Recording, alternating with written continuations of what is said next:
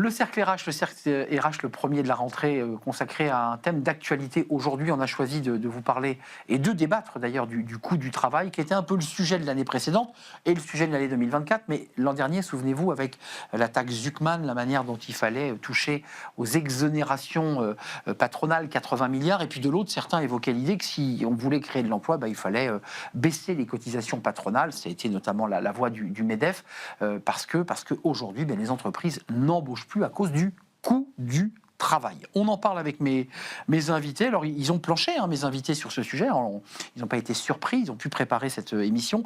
Marine Balança, ravie de vous accueillir.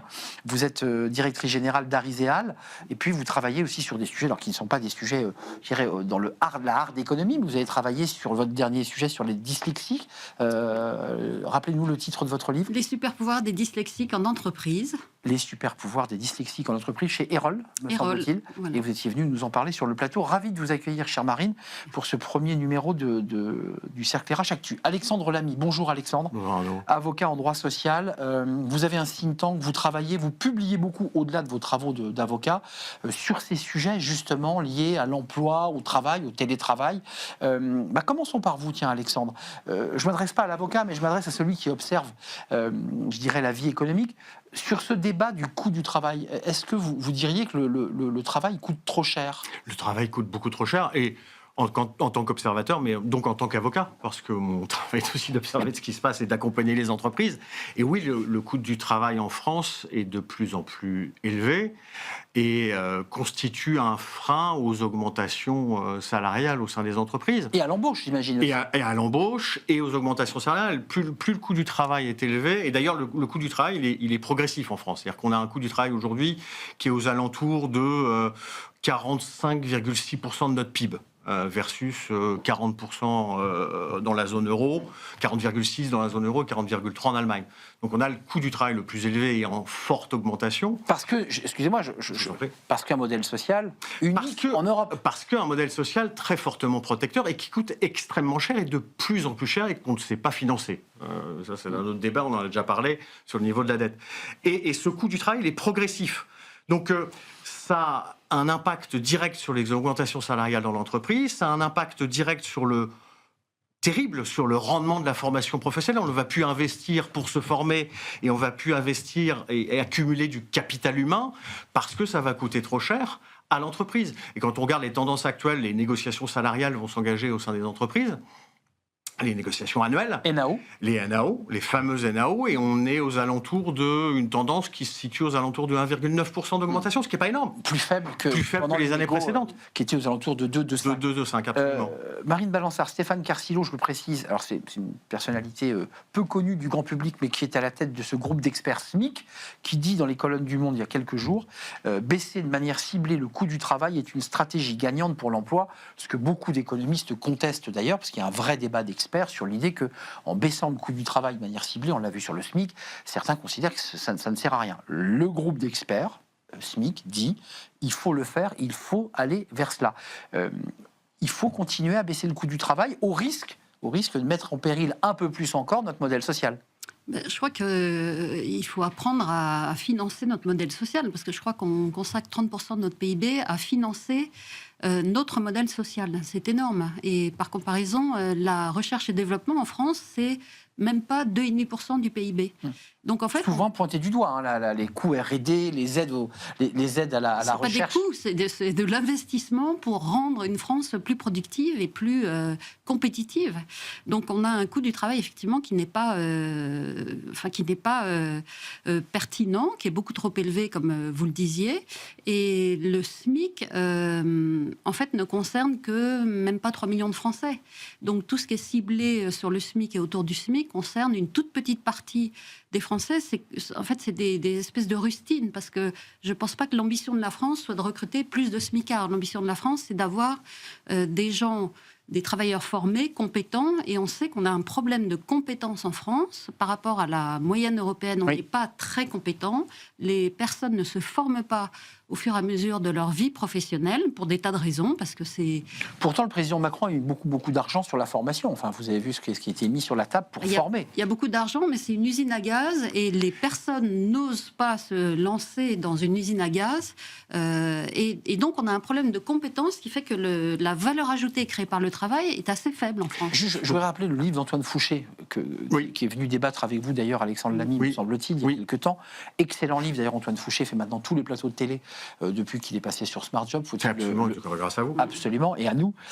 Édition de l'Aube, Le travail ne paie plus. Oui, excellent. Excellent livre. Il dit jusqu'en 80, il fallait environ 15 ans de travail pour vivre 2 fois mieux. Dans les années 80.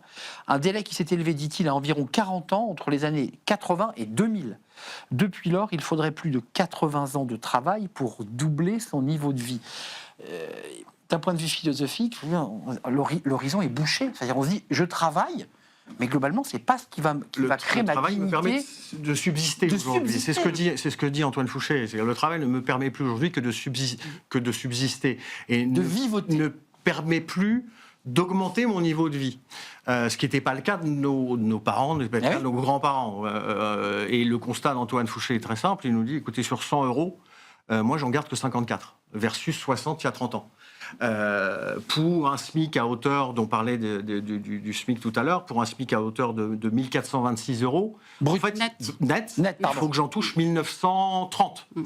Donc l'écart entre le salaire, le revenu disponible réel et le coût est démentiel aujourd'hui. Voilà. On reste à vivre. En faveur de l'héritage qui est 8 fois moins taxé que le travail. Absolument. Voilà, c'est ce que dit Antoine Fouché. Absolument. Et donc, il y a moi, je partage tout à fait ces conclusions, c'est-à-dire baisser globalement et pour tout le monde le coût des charges liées au travail. Patronal et pourquoi pas salarial. Patronal et salarial. Parce qu'il y a un débat sur ce sujet-là aussi. Donc, rendre du pouvoir d'achat à ceux qui travaillent pour éviter de mettre 80 ans à doubler son pouvoir d'achat, en fait, et son niveau de vie, et le financer, effectivement, par éventuellement une hausse de la TVA et puis des taxations plus importantes sur l'héritage, notamment. Alexandre, juste, vous êtes sensible à ça, j'en suis sûr, et Marine aussi.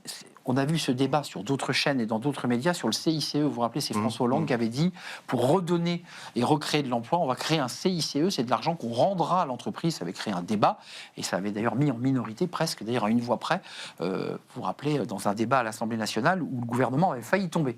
Et là, le groupe d'experts de Carcillo dit, les études montrent que le crédit d'impôt pour la compétitivité et l'emploi, le CICE, qui a étalé un surcoût d'allègement de cotisation jusqu'à plus de 3 fois le SMIC, n'a eu, je cite, qu'un effet très modéré sur l'emploi. Oui, pour revenir à ce que vous disiez tout à l'heure, mais ce qui est assez logique, en fait, ce que montre l'étude, ce que montrent les études d'ailleurs économiques sur le sujet, c'est qu'il y a une forte sensibilité de la demande du travail au coût du travail pour les bas salaires. Oui. Donc pour revenir à ce que vous disiez, sur les emplois les moins qualifiés. La sensibilité de l'emploi à son coût est moins importante s'agissant des emplois beaucoup plus qualifiés parce que l'offre de travail versus la demande de travail est beaucoup moins sensible au niveau de salaire. Bien sûr. Donc oui, effectivement, l'enjeu, pour moi, alors il y a la baisse de coût salarial ciblée sur les bas salaires a un effet sur l'emploi, ce qui n'était pas le cas du CICE parce que pas ciblé, parce que beaucoup trop générique. En revanche, le risque, c'est qu'effectivement, ces mesures d'allègement de cotisations sociales se traduisent par, ce qu'on se disait tout à l'heure, moins d'appétence à aller se former, moins d'appétence à aller se qualifier, alors qu'on a un besoin impératif, parce que c'est ce dont on parle finalement, on va parler de gains de productivité et d'augmentation de la valeur ajoutée au profit des salaires, mais nécessite une formation. Alexandre, moins, et aussi moins envie d'aller travailler, puisqu'on l'avait entendu d'ailleurs avec Bruno Le Maire qui expliquait que si les aides sociales étaient supérieures au salaire qu'on avait en travaillant avec ses mains ou avec sa tête, il n'était pas nécessaire d'aller travailler. C'était un débat posé par le ministre de l'économie il y a quelques années. Oui, puis il y a le revenu moyen d'un chômeur, c'est à peu près 1 000 euros. Comparé au SMIC net de 1 400 euros, on voit qu'il n'y a pas énormément de différence. Ça a un impact aussi, indépendamment du coût du travail. Il y a un sujet qu'on n'a pas évoqué, et qu'évoque très bien et très longuement Antoine Fouché, c'est la durée de temps de travail au cours d'une vie. C'est-à-dire qu'en France, on est formé jusqu'à 23-25 ans et on est mis dehors en tant que salarié à 50 ans. Ça veut dire qu'en gros, on travaille 25 ans. Et donc, il ne faut pas Enfin, il n'est pas étonnant que les charges soient énormes sur le peu de temps qu'on travaille et sur les salariés. Et je pense qu'il y a un énorme travail à faire. Et vous êtes un des premiers acteurs, Arnaud Ardouin, sur le travail des seniors, c'est-à-dire remettre toute cette partie de la population en capacité de travailler dans un monde de plus en plus technologique, donc à l'heure de l'IA, à l'heure des technologies modernes. Et donc je vois beaucoup d'entreprises qui créent leurs propres universités d'entreprise pour former les nouvelles compétences qu'ils ne trouvent pas sur le marché du travail. Un mot chacun, je sais qu'on ne peut pas le résumer en un mot, mais faisons l'effort de flat tax ou pas, parce qu'il y a quand même l'idée qu'à un moment donné, s'il y avait un big bang de notre coût du travail, il faudrait faire baisser... Non, comment on ferait quoi, je veux dire, d'un point de vue débat concret. sur flat tax, la répartition de la valeur ajoutée entre le travail et le capital, je pense qu'il n'a pas beaucoup varié. En plus, on est toujours aux alentours de 65-66%. Je pense que non, le vrai enjeu et le vrai débat, c'est de renouer ce contrat social qui nous manque aujourd'hui. Le travail ne paye plus assez aujourd'hui. Il faut qu'on ait ce courage-là. Mais on touche à l'héritage parce que je pense qu'il faut toucher à l'héritage. C'est une question qui mérite d'être posée. La France est un pays d'héritiers, elle n'est pas un pays de gens qui travaillent. La France, c'est ce que vous disiez tout à l'heure. La France est un pays de rentiers. Les 20 millions de salariés en CDI financent. Il y a de la rente. Les retraités, les minima sociaux. Oui, et donc, on a fait ce choix d'être aujourd'hui un pays de rentiers. Aujourd'hui, sur 2 euros touchés, c'est 1 euro de rente. Donc on a fait ce choix-là. Donc il faut en sortir, il faut poser la question de savoir comment on finance notre modèle social. Et vous aviez raison de le rappeler, qu'il y a un modèle social extraordinaire. Mais un peu à bout de souffle. Un peu à bout de souffle qui mériterait d'être renouvelé, notamment sur les retraites que vous évoquiez.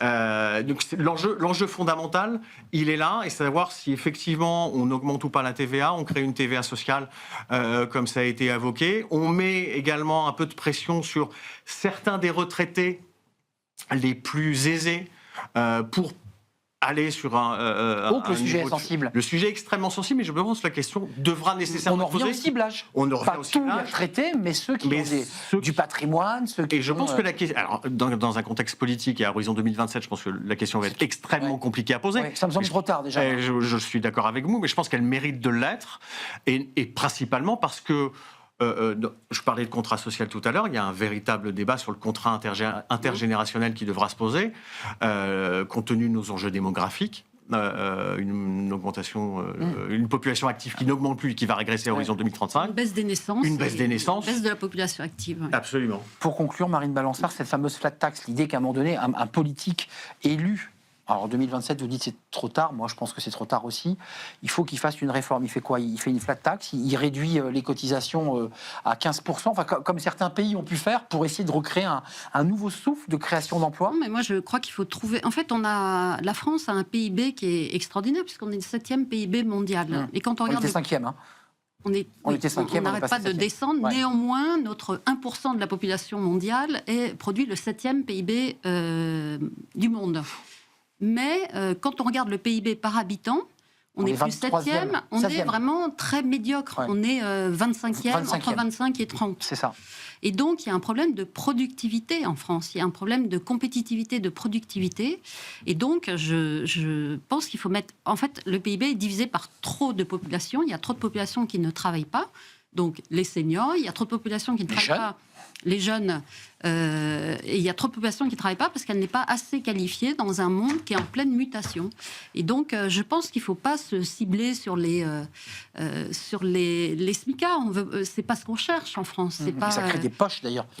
Merci. C'est un focus qui est erroné. Voilà, c'est pas le bon focus. On n'a pas résolu le problème, mais on voit quand même quelques pistes qui émergent. Et allez voir, et je sais que vous êtes allés le voir, ce cercle des experts SMIC, de cet expert Carcillo, avec une tribune dans Le Monde très intéressante, avec une petite controverse économique à la fin de l'article, puisqu'il y a des économistes qui pensent exactement l'inverse.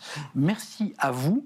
Merci Marine Balançard, directrice générale d'Ariséal, avec les livres de Marine Balançard chez Erol. Et puis Alexandre Lamy, merci, avocat ici au barreau de Paris. Et puis vous avez un think tank que je n'ai pas cité. Neos. Absolument. Avec beaucoup de publications passionnantes à aller voir et découvrir. Merci à vous deux. On termine notre émission, on va parler des ingénieurs. Tiens, ça c'est un autre sujet essentiel pour redynamiser notre pays. Pas que des femmes ingénieurs, des ingénieurs. Il faut en créer, on en parle, c'est notre invité.